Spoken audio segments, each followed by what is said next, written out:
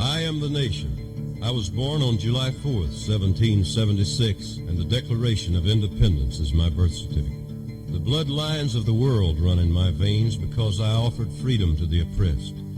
I am many things and many people. I am the nation. I am 200 million living souls and the ghost of millions who have lived and died for me. I am Nathan Hale and Paul Revere. I stood at Lexington and fired the shot heard round the world. I'm Washington, Jefferson, Patrick Henry. I'm John Paul Jones, the Green Mountain Boys, and Davy Crockett. I'm Lee.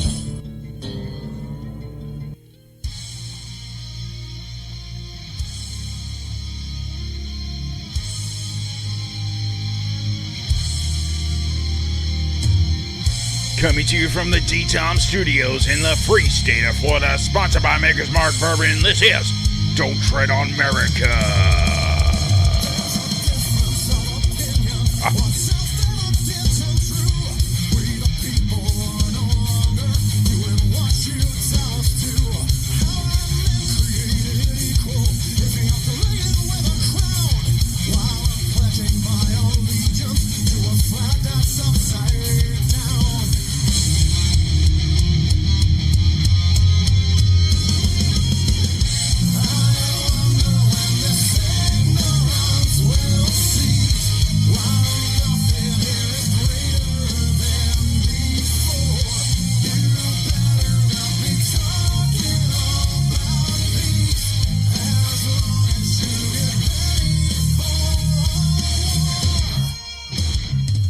Alrighty, how's everybody doing out there today? It is Tuesday.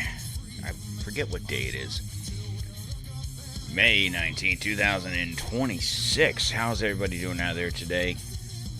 Oh, I'm doing fine. Thank you. Guys, got a good show for you today. Actually, this is going to be a show about a show into another show. So we're going to talk about some interesting things today. We're also going to piggyback off of some shows we've done in the past 5+ years that we've been doing this show. We're going to talk about some things, and I'm connecting dots. Okay? And then the show that'll be up on Friday is going to piggyback off of this one.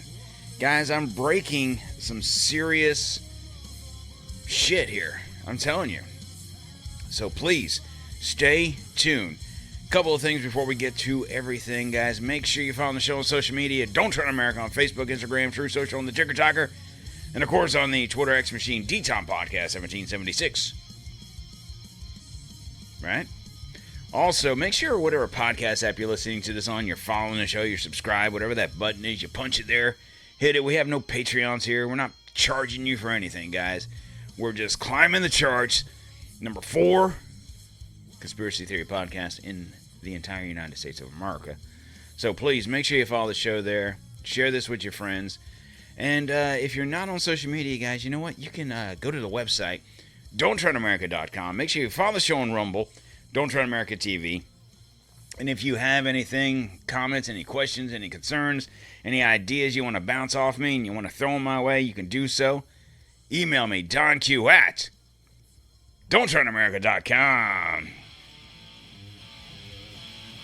And of course, we're going to kick it in with a little bit of Damn Yankees here. Don't Tread on America version.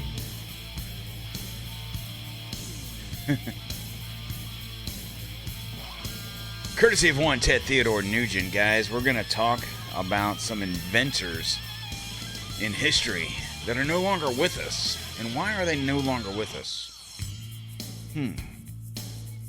Was it the government? Was it the Russians? Was it you? Was it me?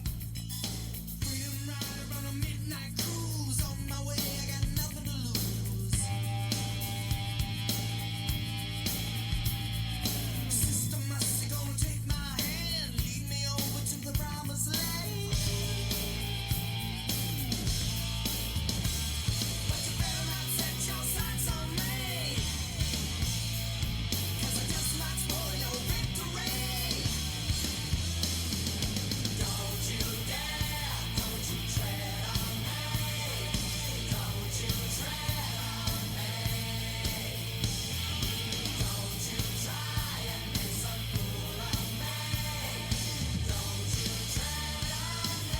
What's happening, everybody? Of course, it's your favoriteest podcast host in the world, Donq, coming to you live and unfiltered from the front lines of the Don't Tread on America podcast, where we just don't question the narrative. We blow the damn thing wide open with a red pill shotgun. Brothers and sisters, today we're going full deep dive. It's a special that ties together everything we've been exposing since day one of this show. Remember our earlier episodes, our water power vehicles that threaten big oil? The ones where we first named Stanley Meyer and Daniel Dingle? Remember when we unpacked Nikola Tesla's Wardenclyffe Tower and how JP Morgan and the Fed strangled free wireless power before it could liberate humanity? And of course our April 29th show we did, the Gravity Purge, where we dropped the bombshell on NASA's dead scientists, JPL engineers, Los Alamos insiders, military brass with UFO clearances, and the anti-gravity pioneers getting scrubbed one by one. Joshua LeBlanc, the entire Moffat family plain wiped. Ning Lee, Amy Eskridge, Matthew James Sullivan, Project Blue Star, Project Anchor. The pattern was already screaming. Well, today, guys, we're going nuclear. We're talking the Invention Secrecy Act of 1951. The legal black box that's buried over 6,543 patents right now as of this year. We're talking water cars, ionosphere, harvesting via your neighborhood 5G towers, the HAARP weaponizing Tesla's own tech against us, smart meters as the surveillance leash, and a rogues gallery of inventors.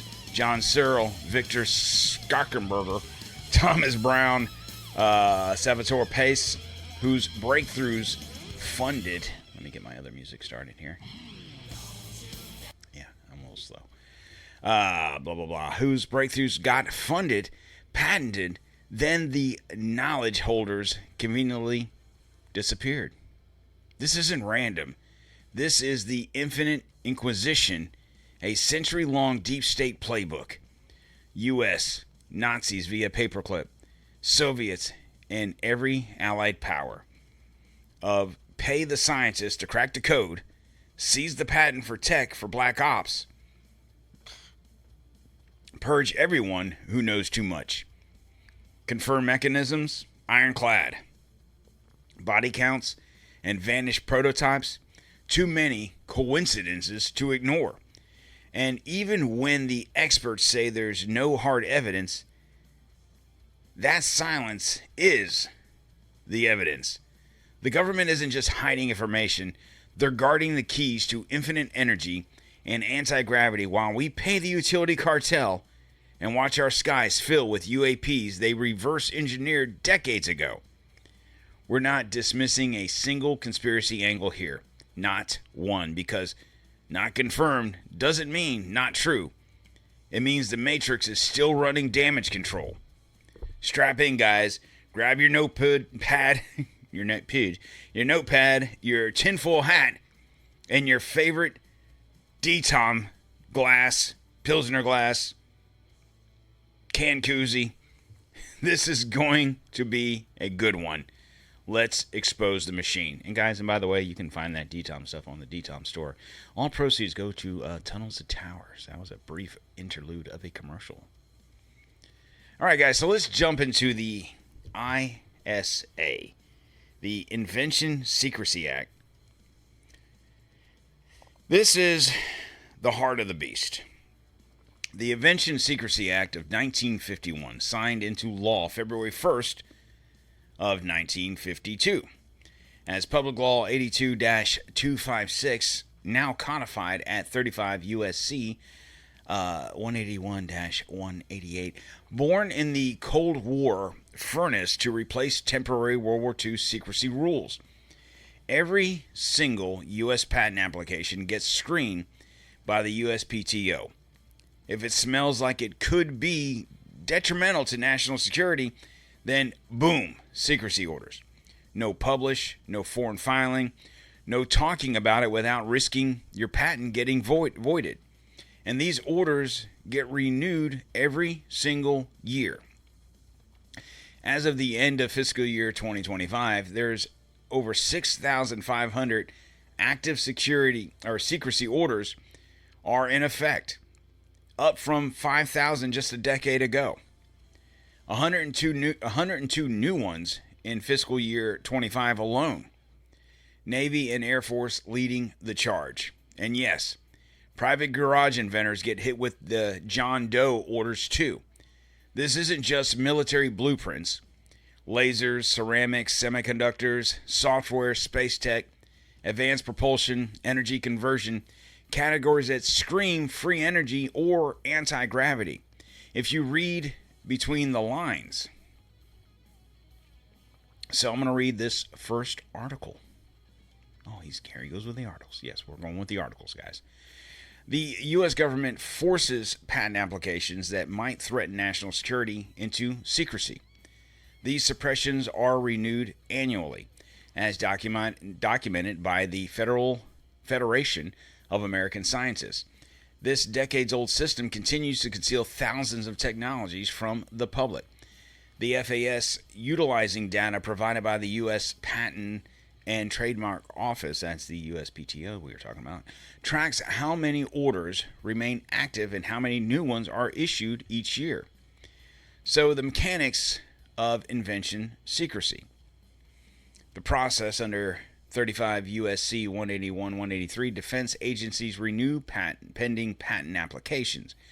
If granted a patent and publishing the invention is deemed to be detrimental to national security, the USPTO commissioner issues a secrecy order. Who is affected? Well, this applies not only to government-funded or contractor inventions, but also to private, quote-unquote, John Doe inventors whose work has no government property interest.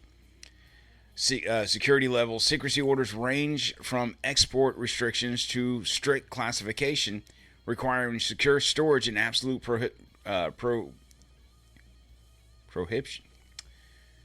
prohibition of disclosure. The exact list of technology areas screened by the government is classified and withheld from public view. Historically, based on previously declassified lists, suppressed areas have included advanced cryptography, rocketry, synthetic materials, and energy conversion or solar technologies that exceed specific efficiency thresholds. If you are a patent applicant or inventor facing a secrecy order, you can file a formal petition for rescission or request permission to disclose details for business purposes through a USPTO patent security controls. Go to fuckthegovernment.org for more information. I don't think that's the actual website, but I like it. Let me clear some of these tabs out of the way here. All right, so conspiracy angle, guys. We're going to go full throttle on this one. Critics say the National Security Clause has been stretched to protect economic stability. Big oil, utilities, the military-industrial complex. Economists have papers showing it chills innovation and entrenches government contractors. The NBER studies on the long-term drag. They exist. But here's the real red pill. This law gives the feds a legal black box to bury paradigm shifting tech before the public ever hears about it. No FOIA while active. So you can't even do a Freedom of Information Act request on these things. Thousands are hidden, and the government is hiding the details. That's not speculation. That's the damn statute. We've been on this trail since our earlier episodes. This act is the machine that turned Tesla's Ghost into a permanent policy. But before we dig too deep, we're going to break here for a commercial real quick. Guys, tired of the deep state trying to control every part of your life, even your buzz? Come on, man. When you're deep in the red pill research and need to stay sharp without lighting up, reach for Nick Appleton. Nick Appleton. What the fuck am I talking about? ALP nicotine pouches. I swear to God, I'm drinking water. Look, water. ALP nicotine pouches, guys. Clean, discreet, and zero compromise. And right now, guys, DTOM listeners get 20% off. Go to alppouch.com/DTOM. It links you right to the page. You don't need to key in any codes. You don't need any of the bullshit. ALP. Fuel the fight, not the Matrix.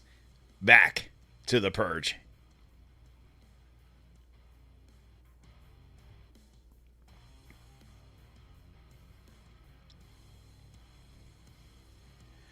All right, so now let's get personal with the human cost. Stanley Meyer, Ohio. He was born in 1940, died in 1998. Water fuel cell. High voltage resonance, splitting water into hydrogen oxygen with way less energy than textbooks allow. He had a dune buggy running on tap water. 100 plus miles per gallon, demos filmed by news crews, patents granted, US 4,936,961, and others. Public, but the system fought back. Inventors sued, court called it a fraud. Meyer screamed, big oil government hit. Then on March 20th, 1998, dinner with Belgian investors, collapses screaming, they poisoned me. The official reason of his death? Cerebral aneurysm. Family still calls this assassination. And his prototypes vanished. Of oil companies, rising gas prices, and the pollution our cars create. In the shadow of the 1970s gas crisis, an Ohio inventor named Stanley Meyer promised a miracle. A way to power our vehicles with the most abundant resource on Earth, water. In the top, our news here at 6 o'clock, an age-old dream becoming a reality. A local inventor has discovered a way, hear this, to use water to run your car. Water has always been considered a precious commodity, but Stan Meyer's invention may make it even more valuable. He has developed what's called a water fuel cell. It has taken the place of his old gas tank. The water fuel cell breaks down water molecules into oxygen and hydrogen. The hydrogen is used to run his dune buggy. Meyer started working on this project 4 years ago. He's not a scientist. He isn't even a chemist. In fact, he never graduated from college. In the heartland of America, amidst the cornfields and small towns of Ohio, a young inventor named Stanley Meyer was about to challenge the status quo. Unlike many scientific minds, Meyer's path to innovation wasn't paved with traditional academic achievements. He wasn't a college graduate with a string of prestigious degrees.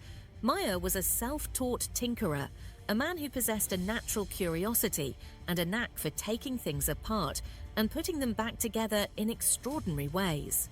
By day, he worked as an engineer, but his true passion resided in the realm of unconventional solutions. He devoured scientific journals and library books, fueled by an insatiable desire to understand the world around him. It was this relentless pursuit of knowledge that led him down a path that would forever alter the course of his life, the quest for a clean and sustainable alternative to fossil fuels. Fueled by the global energy crisis of the 1970s, Meyer poured his energy into researching alternative energy sources.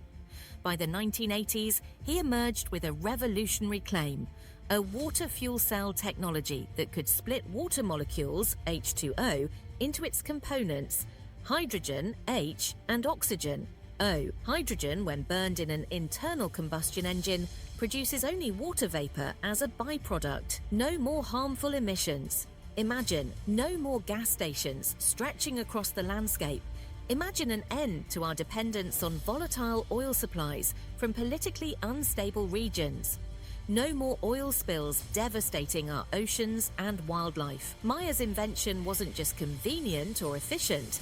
It seemed like a solution to some of the world's most pressing problems. News of Meyer's water-powered car spread like wildfire.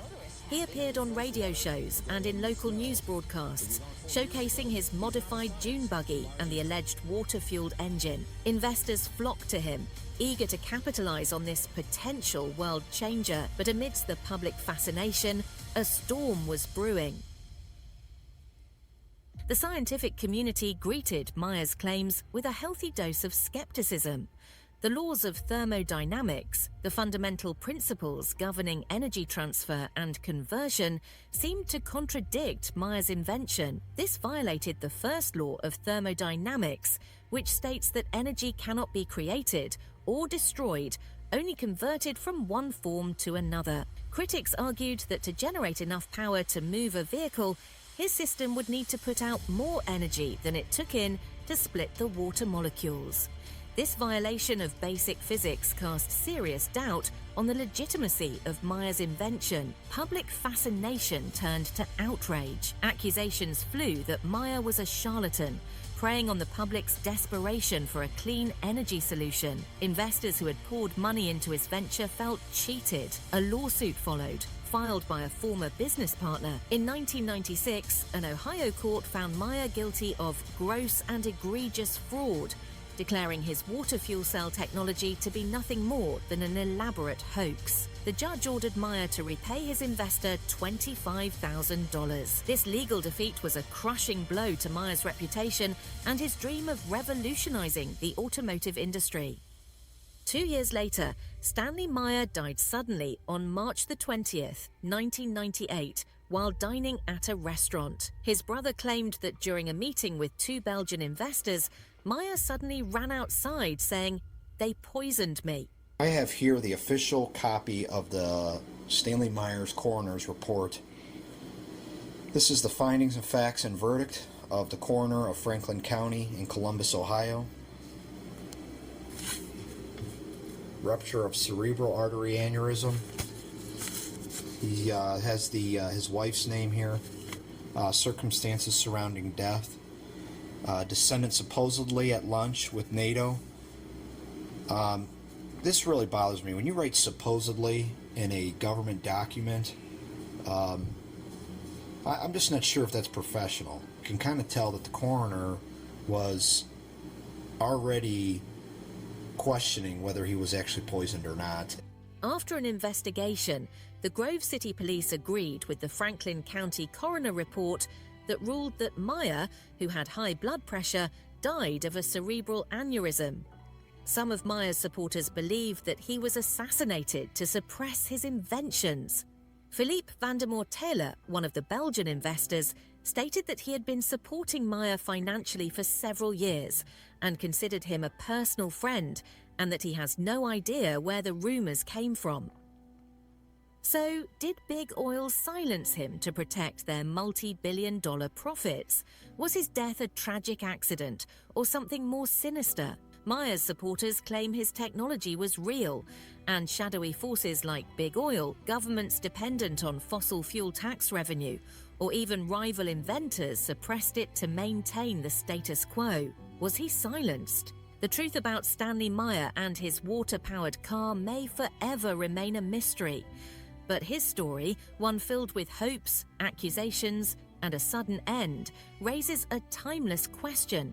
Could the keys to a cleaner future be out there, hidden by those who benefit from the way things are? Whether Stanley Maya was a visionary or a charlatan, his story forces us to consider the possibilities and the potential costs of true innovation. What do you think? Share your theories in the comments. So, the interesting thing on this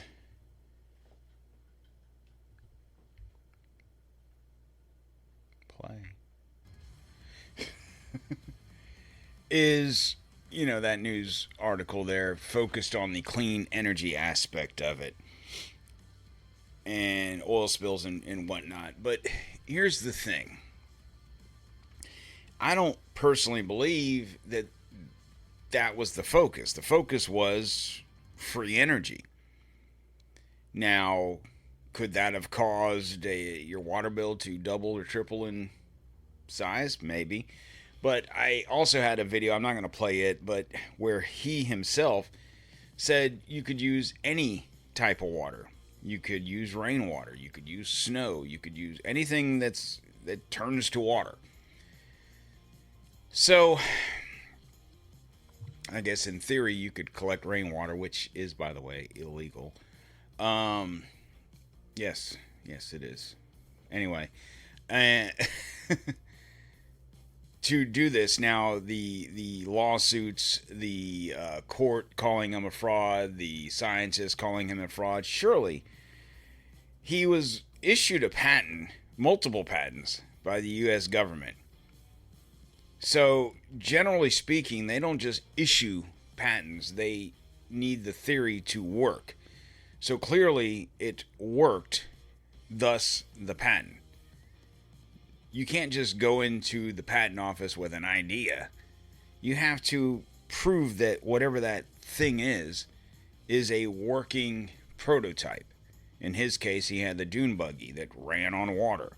There's plenty of videotape of him putting water in this thing and driving down the road. So it wasn't even in theory that this thing worked. It was proved. Now, could he have died from an aneurysm? He had high blood pressure? Surely. Could he have been poisoned to exacerbate that situation? Surely. It's not to say that the two Belgian investors or whatever necessarily poisoned him, but he's at a public restaurant. Who's to say, let's just put on our hats here for a second and we're diving into the conspiratorial aspect of things here. Who's to say that the powers that be were monitoring Stanley Meyer for years? This was back in the 80s when he started this mission. This is in 1998, so he was probably being surveilled for 10 plus years. He's on the phone, he's talking to these guys, they're having a meeting at a local diner. I think it was a Cracker Barrel, actually. And who's to say that maybe the deep state, whoever, infiltrated, poisoning him, somehow triggering his aneurysm to kill him. That's very much a possibility. But then you move forward to Daniel Dingle, a Filipino engineer. He lived from 1928 to 2010. Hydrogen reactor in a Toyota Corolla. Zero emissions, water only. Converted 100 plus cars. Philippine media frenzy. Even Estrada memo support. Partnered with Formosa Plastics, they called hoax, sued for estafa, whatever that is. Convicted in 82, he died in prison in 2010, which is one part of it. The interesting thing is the tech disappeared. I'm going to read this article here. Let me clear that one. So this article was, it's called Hydrogen Cars and the Ghost of Daniel Dingle. Hydrogen cars may not get as much attention as EVs, but they're also quietly innovating the motoring game. They don't run on gas or massive batteries. Instead, they use hydrogen to power their engines.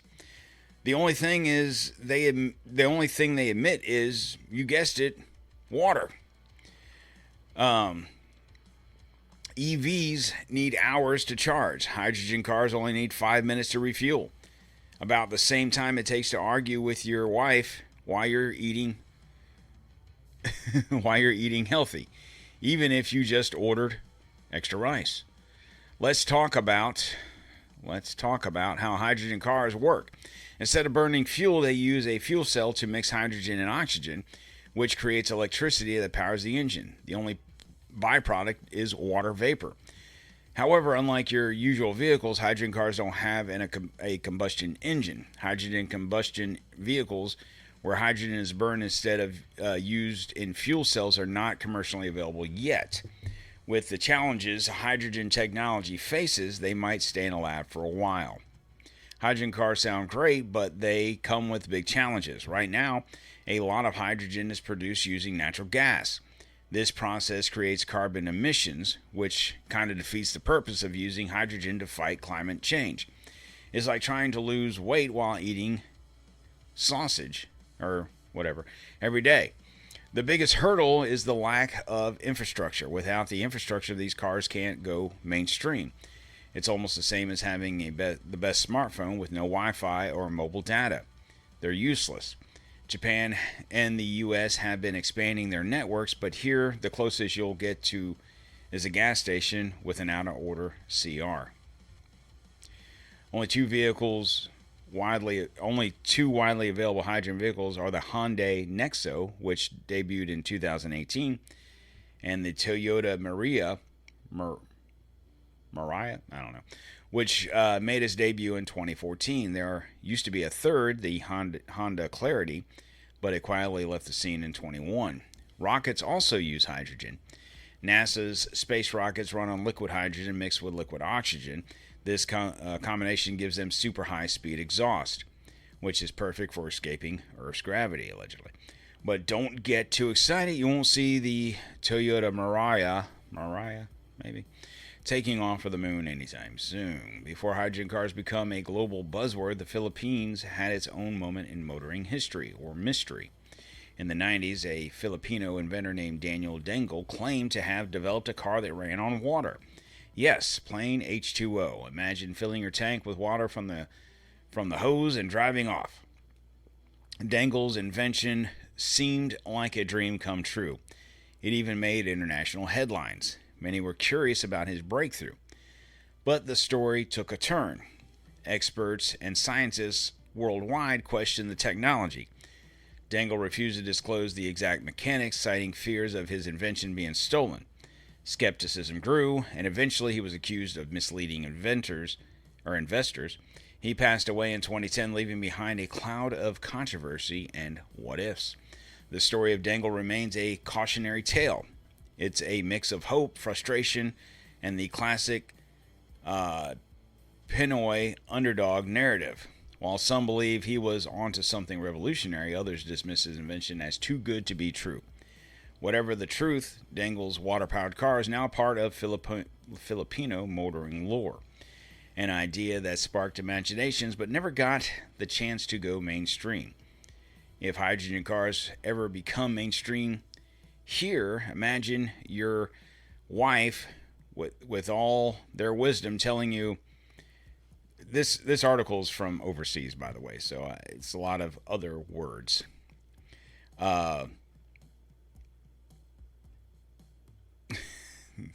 This is in Filipino, so I don't know exactly what they're saying here. Scientists say no, but Pinoy creativity knows no bound. Hydrogen cars are the quiet underdogs of the automotive world, but they come with challenges. Safety risk, high costs, and a need for massive infrastructure. For now, the Philippines is stuck with the realm of sana all, whatever that means.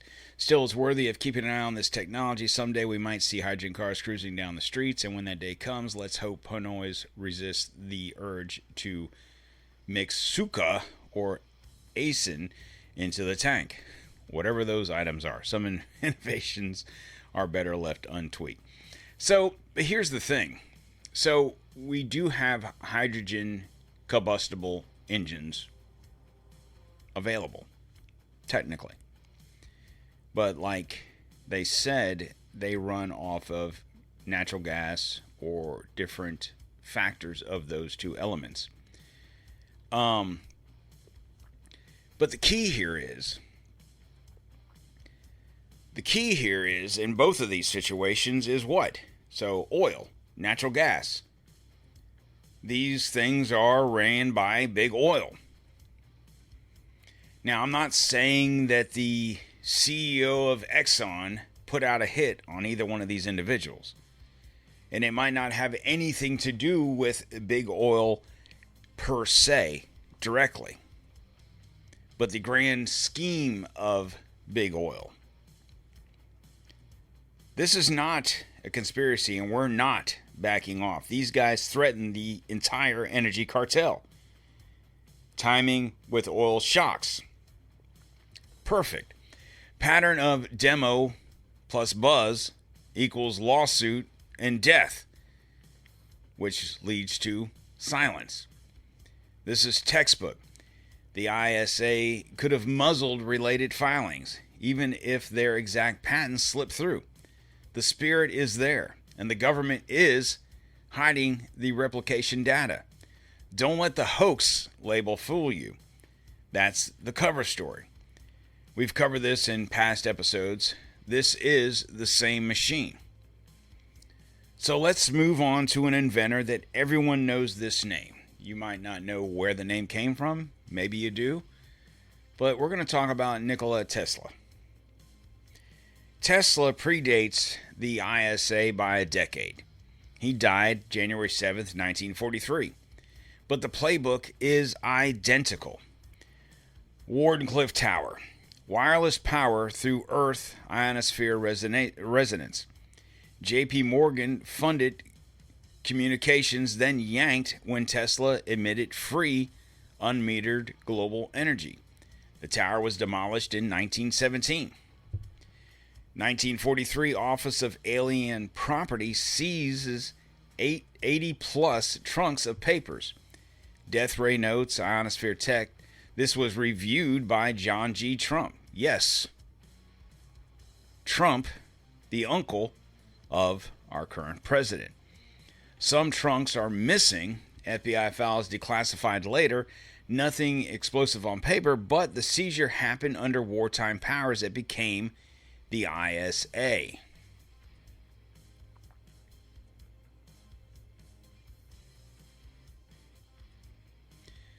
Oh, yeah, that's right. So I'm going to read another article. Now, it's interesting how you find a lot of these articles from overseas newspapers. Why is that? Well, because Nikola Tesla died alone in room 3327 in New York hotel on January 7th, 1943, at the age of 86. And the scene quickly became more than the end of a celebrated inventor's life. He had spent his later years talking about a powerful beam weapon he called Teleforce, while newspapers ran with the more sensational label of a death ray. As World War II raged, the government treated his papers with potentially significant wartime material. Within days, officials from the Office of Alien Property, custodian, took possession of his belongings, and a mystery was born that still mixes hard archival fact with durable myth.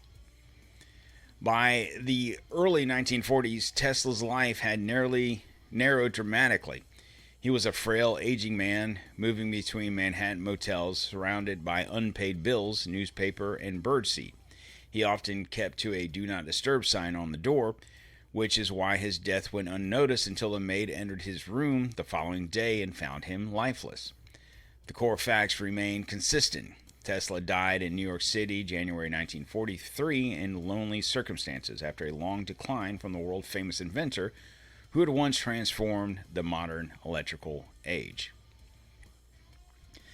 So it's not to say that he was murdered, per se, as the previous two inventors we just spoke about, but it is a situation where in 1917, which was 26 years prior, his life was ruined, causing his decay from public ideology. Conspiracy theories, of course, were leaning all the way in. Tesla had working free energy receiver or possibly a death ray. Papers buried so the matrix could meter power forever. This set the template for everything after. We've referenced Tesla since episode 1, the spark that lit this whole arc. Now, J.P. Morgan funded a lot of what Tesla had done, and a lot of his technology is being used currently. Right now, I'm using some of Tesla's technology. He created the alternative current that we use in our homes. AC/DC, alternative current, direct current. These were two separate inventions by two different inventors. Thomas Edison is the one that's put out there as the inventor of electricity, when in actuality his main rival was Tesla, who actually worked for Edison back in the late 1800s. He broke off, sought funding from J.P. Morgan, while Edison got his funding from Westinghouse, which later became General Electric, and the rest is the history that you know. The key here is this. His vision, Tesla's vision, wasn't General Electric, power companies, wires running into your house with a meter on the back of your house to have to pay an electric bill. His idea was that the earth is surrounded by electricity that you can just harness from the skies. And the reason I got to this episode was based around Tesla. My thought process was, before I even started diving into other inventors who mysteriously died, my thought process was reading on Tesla and the Wardenclyffe Tower. That was the tower, the Tesla Tower, that was in Long Island, New York. You look at some of these pictures and videos of this tower, and the first thing that popped into my mind was all these cell phone towers we have throughout the country. Now, part of Tesla's thought process with these towers wasn't just for free electricity, pulling it out of the ionosphere. It was also for telecommunications via the sky. So you gotta put yourself in the Wayback Machine and go back 120 years ago when this was all taking place. 110, 12, 15, whatever years ago. At the time, back in the mid to late 1800s, it was everything. We communicated by telegraph, over distance. That eventually turned into the telephone, which required telephone poles, wires, connections, metered process. You couldn't just pick up the tin can and call Aunt Susie, right? You had to go through the telephone company. And then subsequently, Bell and whoever else, Alexander Graham Bell invented the telephone, wired communication. And then you figure roughly 100 years after Alexander Graham Bell invented wired communication, we stumble upon the advent of the cell phone back in the early 80s. My thought process went to this, and this is what brought me to the cell towers that we see everywhere. I had a cell phone. I think I got my first cell phone in, I don't know, I want to say 96, 95, 96, somewhere around there. Which was still probably 10, 15 years after cell phone technology came into, not the mainstream, obviously, not like it is nowadays, but became a thing. You had car phones and whatnot. And we were able to make phone calls. We were able to use your cell phone and call your wife or your mom or your dad, whatever.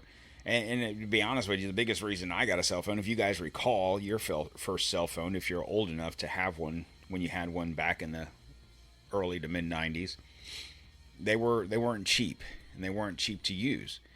So, and I wasn't rich by any stretch of the imagination. Not rich now, but I was definitely not even kind of rich back in them there days, 30 some odd years ago. But I can't remember the billing. I think it was, I don't even remember, 20 cents a minute maybe. I don't know, maybe more. But the key was It was free to use after 7 p.m. till 7 a.m., and it was free to use on the weekends. So, and obviously the cell phones, like, I have an iPhone now, and it's this big. I think my first cell phone was probably maybe this size plus half, and probably, 3 times as thick, and weighed, I don't know, a solid pound probably, which doesn't seem like much, but when you're putting it in your pants pocket, it weighed enough. But my point being is, I could make long distance calls. I could call, my mom or my grandparents, my dad, well, my dad lived local. My mom lived a little ways away, so it was a long distance call. Not on the cell phone, it was free, especially on the weekends or after 7. Same thing with my grandparents when, they were still alive back then. And you understand where I'm going with this. I was able to make long distance calls. I was able to do this, and we didn't have all these cell phone towers. I don't know exactly how the technology worked, but I know we didn't have cell phone towers everywhere. This cell phone towers is relatively new technology that's popped up in your neighborhoods in the past 10, 15 years. And, I've always been curious about cell phones. And, of course, during COVID, there was a whole push about cell phones with the 5G and the vaccines and the vaccines controlling the cell phones, the 5G controlling the whatever's in the vaccines to cause you to do whatever. And that's obviously another conspiracy theory for another day. And Chris and I also covered that probably 5 years ago. But maybe it's more than that. As we're starting now to move towards 6G, which no one's really talking about, but it is coming. You'll probably see 6G within the next year or so. Great, I gotta buy another cell phone. Yeah, that's the brilliance behind it for these cell phone companies. But back to the towers, my question was, is that what these towers are? Are they a version of the Wardenclyffe Towers that Tesla did 110 years ago, or 120 years ago, I should say? Well, there's no proof that these towers emit or collect energy. They are used to emit, allegedly, telecommunications properties. But I still feel that there's more there that obviously I can't find the answers to as hard as I can look. But it does make you, this is a conspiracy theory. We're theorizing of a conspiracy put forth by these people. Now, you could ask the question, well, Don, Tesla died, fucking 80 years ago. Why did it take that long for them to do these things? Well, they had to perfect it. They had to be able to do this. And then you could say, well, if these cell phone towers are to collect energy, then why do I still have an electricity bill? Why is our stuff being metered? Well, it's not for you. It's for the electric companies to be able to collect the energy, maybe run the grid, maybe focus on that, but in the meantime, still bill you for electricity. This was the part where Tesla didn't care about that. His point was for every household to have a version of this tower near their house, or like in a neighborhood, to power that neighborhood for free. That was the thing. Now, I guess if these people would have been smart about it, yeah, okay, you can build these towers. The J.P. Morgan could have started a company, Tesla Inc. Let's just use that as an example. Not Tesla the car, but Tesla as in Nikola, and charge you an arm and a leg for these towers. Right? I mean, there could have been a way for them to do this, and maybe that's what they're doing. Something to think about. But in the meantime, we're going to do another commercial, so hang tight.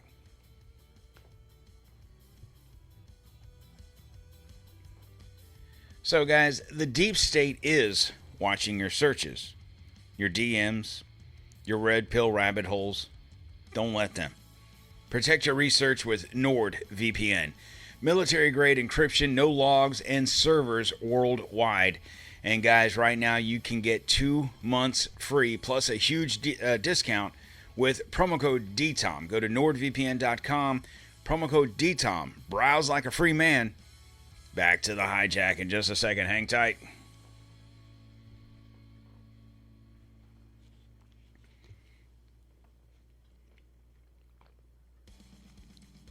So, in straight Don Q, Don't Tread on America fashion, I actually had thoughts going through my head when I was telling you about that. And I jumped ahead.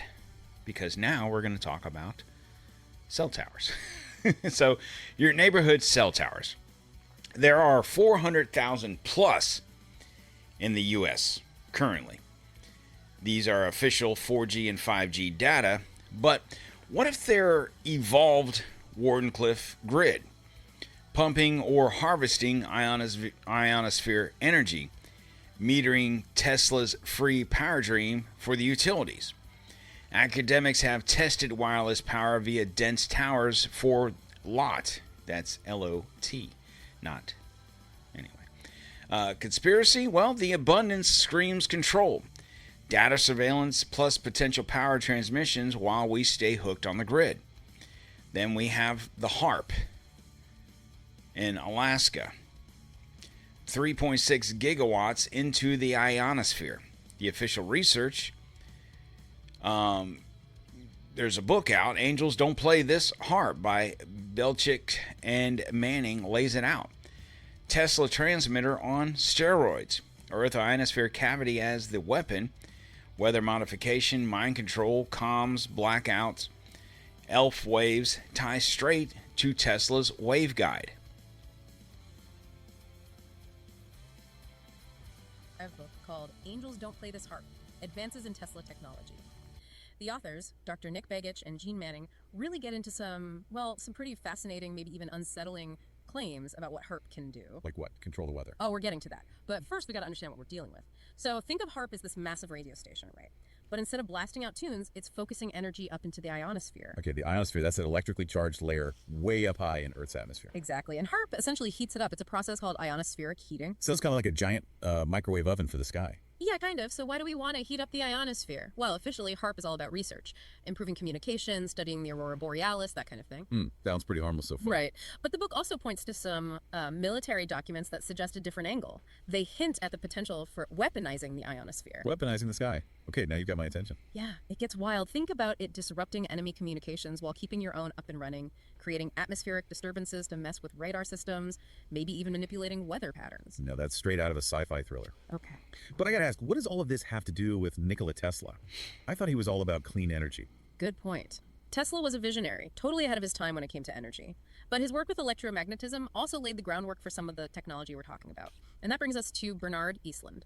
Who's that? He's the physicist behind the core HAARP patents. And his work was heavily influenced by Tesla's ideas. Patents.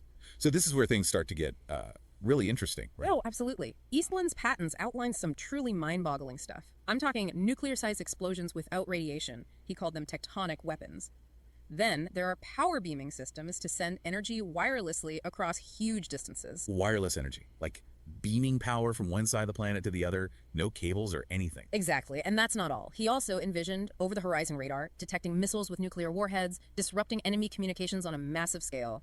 You name it. So controlling the ionosphere could basically give you insane power over communication, energy, even warfare. That's the idea. And to make things even more interesting, those patents were bought up by Raytheon. Raytheon, the defense contractor. The one and only. Makes you wonder about the real goals behind HAARP, right? It does. Is it pure science like they claim, or something more? That's what we're going to dig into. This is already shaping up to be a wild ride. So one of the most controversial things about HAARP is this whole weather control thing. Yeah, the book claims HAARP can be used to manipulate weather patterns, potentially on a huge scale, like across entire continents. Continents. So we're not talking about making it rain in the desert here. We're talking about controlling the weather for entire hemispheres. That's what they're suggesting. Yeah. And when you think about how Earth's systems are all interconnected, well, it's not as crazy as it might seem at first.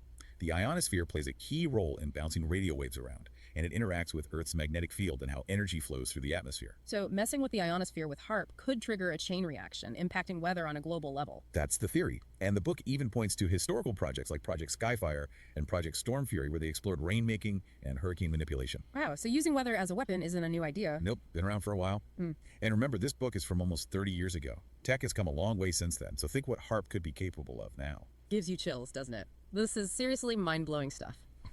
Welcome back to the deep dive.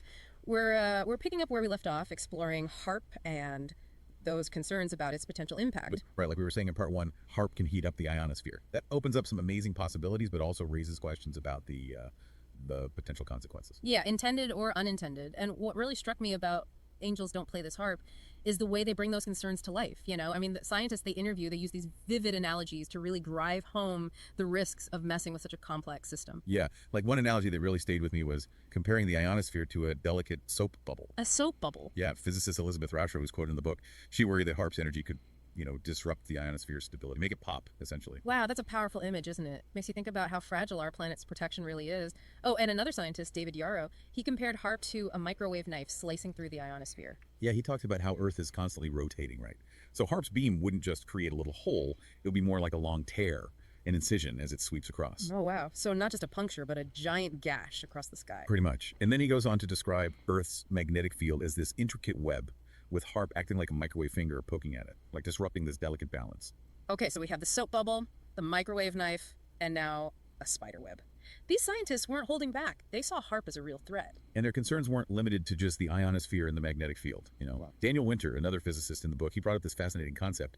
He called Earth's natural electromagnetic field a kind of information bloodstream for the planet. Information bloodstream. Okay, now that's a new one. What does that even mean? Well, his idea is that this electromagnetic field, the one generated by Earth's core and reaches far into space, it basically synchronizes the rhythms of life on Earth. You mean like a force that connects everything, like influencing how birds migrate or how plants grow? Exactly. It's this subtle but vital force. And Winter was worried that HAARP's transmissions, operating at such high frequencies, could disrupt that balance.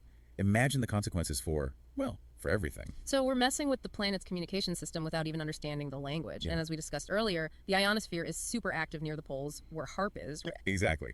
Which makes it even more unpredictable. The book quotes someone from Alaska, Barbara Zakur, who compared the scientists behind HAARP to boys playing with a sharp stick. Oh, I like that. Poking a sleeping bear to see what happens. It really captures that feeling of reckless experimentation, doesn't it? Totally. Especially when you consider the claims about manipulating weather. Yeah, like Eastland's idea that HAARP could control weather, even on a hemispheric scale. How would that even work? What's the connection between the ionosphere and weather patterns? Well, the book talks about weather as an electrical system, and the ionosphere has a huge influence on that. They give examples like power line harmonic resonance.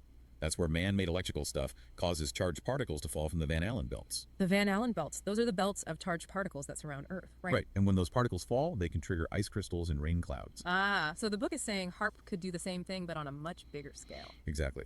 They also talk about nonlinear effects, where a small input of energy can create a massive output. Okay, so a tiny nudge in the ionosphere could set off a chain reaction that leads to, like, a hurricane. It's like the butterfly effect, but on a planetary scale. And there's a scientist quoted who compared it to acupuncture. Stimulating certain points on the body triggers all these effects, right? Well, maybe manipulating specific spots in the ionosphere could trigger these massive chain reactions in the weather system. Whoa, okay, this is starting to feel a little too sci-fi for me. Are we seriously saying HAARP could cause droughts, floods, hurricanes? Well, it's definitely something to think about, right? It highlights the potential for massive consequences when you mess with a system as complex as our climate. And the ethical implications are huge. If HAARP could actually control weather, what's stopping someone from using it as a weapon? It's a scary thought. Imagine creating a drought to cripple an enemy or unleashing a storm to destroy their infrastructure. That's terrifying, and this book really stresses the need for open and honest conversations about HAARP, right? Definitely. We need to weigh the potential benefits against the risks and make sure we're not sleepwalking into a disaster. Before we move on, can we circle back to those independent scientists? They were really worried about the lack of transparency surrounding HAARP, weren't they? And all the potential for unintended consequences. Oh, absolutely. They felt that the public wasn't getting the full story about the risks, and they really pushed for independent oversight. They wanted to make sure HAARP was used ethically and responsibly. So more caution, less rushing into experiments that could have disastrous consequences. Exactly. They wanted a better understanding of how the ionosphere, the magnetic field, and all of life on Earth are connected before we start messing with things on a large scale. It's a good reminder that just because we can do something doesn't mean we should, right? Especially when it comes to something as powerful as this. And remember, we're talking about a book from 1995. Think how much more advanced this technology must be now. Wow. Yeah. That's a little scary, actually. It just shows how important it is to stay informed and to question what we're told. Totally. We can't just be passive. We have to engage, educate ourselves, and hold those in power accountable. So, yeah, interesting stuff there. Turn that back down. So, also, you have the Tesla HAARP connection. The claim is proponents argue that Tesla's ideas regarding the wireless transmission of energy, atmospheric resonance, and direct energy weapons are quietly seized by the government agencies following his death in 1943. The Skybuster, HAARP, a real ionospheric research facility originally built by the U.S. military in Alaska and is now operated by the University of Alaska in Fairbanks, is frequently cast by conspiracy theorists as a secret Tesla-based Skybuster weapon. The reality is, according to atmospheric physicists and government agencies, HAARP operates by studying the uppermost layer of the atmosphere, the ionosphere. Using high-frequency radio waves, scientific consensus confirms that it lacks the energy to physically alter lower atmospheric weather systems or manipulate the human mind. Nikola Tesla's actual sky-busting concepts, while modern military experiments are not pulled from the hidden vault of Tesla weapons, Tesla himself certainly envisioned technologies that could be described as such. He had the death ray, Teleforce. Tesla theorized a particle beam weapon that could melt aircraft at great distances, acting as a defensive wall of power. Wireless power transmissions. Tesla's Wardenclyffe Tower project was an attempt to broadcast electrical energy globally through the Earth's and its atmosphere. And the technology today, in the modern context, Tesla technology typically refers to innovation in electric vehicles, or energy storage, and robotics, rather than classified atmospheric weapons. To explore contemporary applications of advanced engineering, you can check out the latest AI, blah, blah, blah, blah. Yeah, so here's a thought, too. Why? Where am I at? Why would... what the hell's his name? Musk. Why would Musk start a company building cars and name it Tesla? So it's kind of like the Disney Frozen theory, if you've heard this one about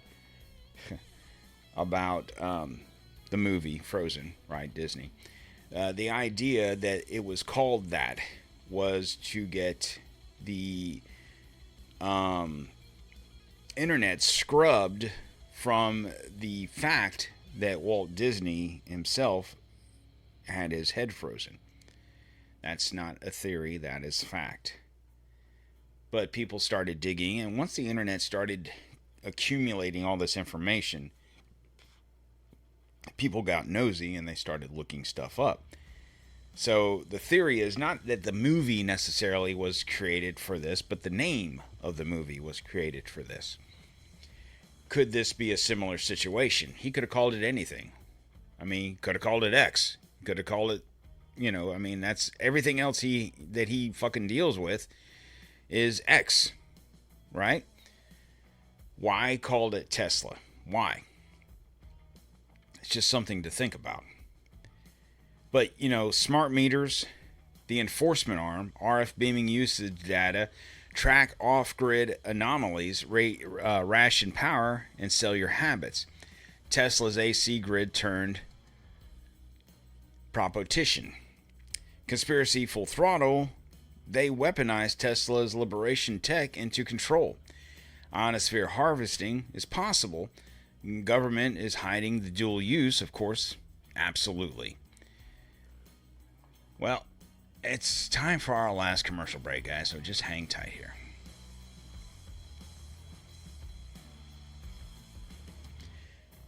All right, guys, when the purge keeps you up at night worrying about the Matrix, rest your head on the most comfortable American-made pillow on the planet. My Pillow. Mike Lindell's got your 6, patent-filled, lifetime guaranteed, and DTOM discount code. DTOM 1776 for huge savings. My pillow, sleep like a patriot who knows the truth. Back to the inventors. Hang tight.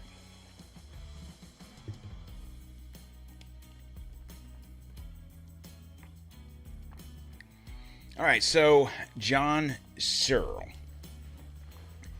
SEG spinning magnetic rotor, free electricity, and anti-gravity levity disc. Raided, prosecuted for stealing electricity. His house was burned, patents veiled, tech vanished. Viktor Schauberger. Vortex implosion. Repulsion anti-gravity. Nazis co-opted for Die Glock. I did a show on that also. Probably 2 years ago or so. Post-war paperclip debrief. He died broke, and the U.S. seized the tech. Townsend Brown. Byfield Brown electrogravitics. Capacitors losing weight. Military funded. Patents allegedly ISA'd. Security Act. Or black budgeted. Influenced by Navy UFO work. Then you have Salvatore Pais, Navy UFO patents, and inertial mass reduction, plasma, gravity wave, space-time engineering. Navy vouched operable, spent hundreds of thousands testing the Pais effect, patents public but core work classified. And this is an article from 2021. The Navy finally speaks up about its bizarre UFO patent experiments. After reporting on bizarre saga of Navy's UFO patents by Dr. Salvatore Pais for over a year and a half, the War Zone has finally gotten an on-the-record comment from the Naval Air Warfare Center Aircraft Division about the science's seemingly out of this world work and the service's equally strange outright support of it. As we reported in our last piece, the science and technology branches of the Naval Aviation Enterprise and the NAWCAD took the theories of Dr. Pais seriously enough to not just vouch for them at the highest levels to patent examiners, asserting Chinese advance in similar areas of research and that they were operable in nature, but to also subsequently invest a significant amount of money and time into researching the so-called Pais effect. This is a theoretical concept for generating high-intensity electromagnetic fields that could supposedly lead to hypothetical breakthroughs in power generation and advanced propulsion. Specifically, the Navy has now responded to inquiries related to the new documentation we have uncovered in our most recent report that shows hundreds of thousands of dollars were spent on Pais's high-energy electromagnetic field generator, along with other details related to it. So, the high-energy electromagnetic field generator testing occurred from October of 2016 through September of 2019. The cost was $508,000 over the course of 3 years. Around 90% of the total, $462,000, was for salaries, while the rest was used for equipment, test preparation, testing, and assessment. When the NAWCAD concluded testing in September of 19, the Pais effect could not be proven. No further research has been conducted, and the project has not transitioned to any other government or civilian organizations that you know of. While I added that. While they greatly appreciated the response to our inquiries, it remains unclear why the NAWCAD was unwilling to speak with us until now, if they knew all along these experiments resulted in what appears to be a scientific dead end that resulted in no verification of the Pais theories. In addition to the statement above, Boulay added the following about the inventor of the Navy's UFO patents. The latest on Dr. Pais: you might remember when he left NAWCAD on June 19th, he moved to the Navy's Strategic Systems Program organization. I found that he transferred to the U.S. Air Force this month. The article goes on to say we're still working with the NAWCAD to determine where Pais transferred within the research organizations of the United States Air Force. Pais's first move from the NAWCAD to Naval Strategic Systems Programs Office is somewhat interesting, given that one of Pais's most eyebrow-raising patents for the hybrid aerospace underwater craft. SSP oversees the development of sustainment of the Navy's nuclear-armed submarine-launched ballistic missiles. This statement from the NAWCAD also raises a few questions about why these experiments were funded and supported so extensively by high-ranking scientists within the organization in the first place. Despite every physicist we've spoken to over the better part of 2 years asserting that the Pais effect has no scientific basis in reality, and the patents related to it were filled with pseudoscientific jargon. NAWCAD confirmed they were interesting enough in the patents to spend more than $500,000 over 3 years developing experiments and equipment to test the Pais theories. Despite the fact that the NAWCAD says the experiments ended in September of 19 without proving the Pais effect, the inventor asserted to the War Zone in a November 18th, 2019 email that his work culminates in the enablement of the Pais effect, and that as far as the doubting subject matter experts are concerned, my work shall be proven correct one fine day. So as it says now, the Navy has finally chimed in as the latest little adventure into weird science has ended, at least as far as the seagoing service is concerned. Yet the bizarre secrecy surrounding his entire endeavor that has occurred after the Navy filed the patent publicly remains remarkably odd. Not until we actually got the images, data, and slides about the program of record that attempted to prove Pais theories did they chime in to confirm its demise. We may never know why this was the case, although some will claim this was a misadventure in scientific research and fiscal misappropriation to begin with. So, conspiracy? These guys got the full playbook. Fund, patent, disappeared knowledge, Nazi anti-gravity via paperclip flowed straight into U.S. black projects. The government is hiding the working prototypes. So, back on April 29th, we did an episode. It was called an episode. It was our Gravity Purge episode. Ning Li was anti-gravity rotating superconductor for gravity modification. DoD contract.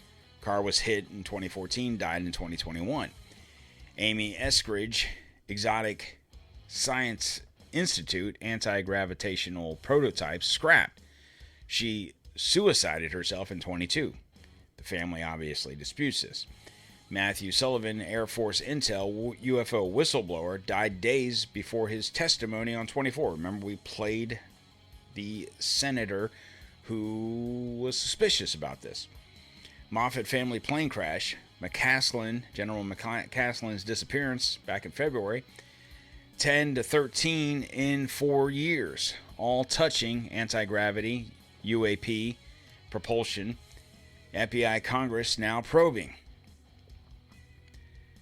This is the ISA on steroids. Purge the people when patents aren't enough. Breakaway civilization, keeping the toys. So, what's the related proof? Secrecy laws since 1917, funding contracts, patent seizures, paperclip ops, documented machine. The unrelated proof? Body counts clustering around free energy, anti-gravitational for 100 plus years. Too many to dismiss. The deep state, U.S. plus allies, pays patents, then disappears the holders. From Tesla to Meyer to Lee to Sullivan. It's the same war. The government is hiding the tech that would end the Matrix. This is why we fight, guys. Make sure you share this episode. Wake up the normies. The spark is still alive. Is it? Yes, it is. There it is. It's alive. It's right there. Drums coming in hard. Little guitar on the backside. So what do you guys think here, guys? What do you think? That's the Infinite Inquisition exposed. We've been building this arc from day one. Stay vigilant. Don't tread on America, guys. Make sure you follow the show on social media. Don't Tread on America on Facebook, Instagram, True Social, on the TikToker, and of course on the Twitter X Machine DTOM Podcast 1776. Make sure you watch this on Rumble. You can see the inner workings of the DTOM Studios. Don't Tread on America TV on Rumble. Go to the website, DontTreadonMerica.com. Make sure whatever podcast app you're listening to this on, that you are following the show. You hit that little plus button up there in the corner. You hit the subscribe button on Rumble. You hit this button over here and that button over there. Guys, make sure you share this with your friends. The show I'm doing Friday is going to piggyback off of this. We're talking about data centers. Oh my. What's the point behind all these data centers popping up everywhere around the country? All of a sudden, boom, boom, boom. Data centers. What's the deal? Is it just about AI? Or is it about something more sinister? I'll let you guys chew on that for the next couple of days, but trust me when I tell you, it's a good show. I've already got it done. Just give you a couple days to catch up. You guys have a great day, and we'll talk again on Friday. Peace.